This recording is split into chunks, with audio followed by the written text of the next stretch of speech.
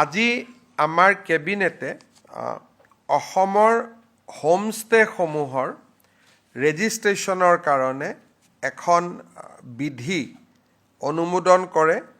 ইয়াৰ ফলত আমাৰ হোমষ্টেসকলে এটা নিৰ্দিষ্ট পৰ্টেলত গৈ ৰেজিষ্টাৰ কৰিব পাৰিব আৰু প্ৰত্যেক 3 বছৰৰ মূৰে মূৰে তেওঁলোকে অট'মেটিক ৰিনিউৱেল কৰিব পাৰিব। আগতে হোমষ্টে মানে 6টা ৰুম থাকিব লাগিছিল, এতিয়া আমি হোমষ্টেত 8টালৈকে ৰুম আমি বঢ়াই দিছোঁ আৰু তেওঁলোকৰ পঞ্জীয়নটো অনলাইন অট'মেটিক হ'ব পৰাকৈ আমি সুবিধা কৰি দিছোঁ।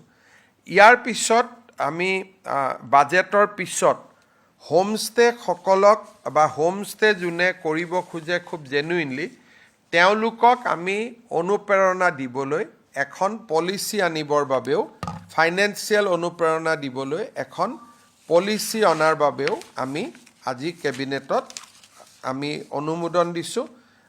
নিশ্চিতভাৱে আমাৰ বাজেটত সেই বিষয়ে উল্লেখ কৰা হ'ব।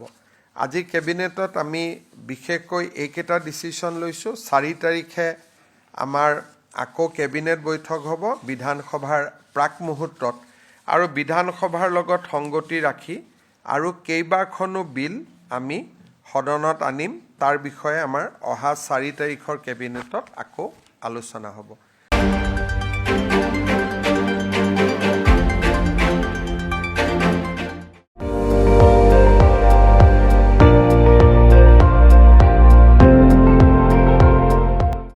আপুনি চাই আছে ND24 সৰ্বশ্ৰেষ্ঠ নহয় সৰ্বোত্তমৰ দৌৰ।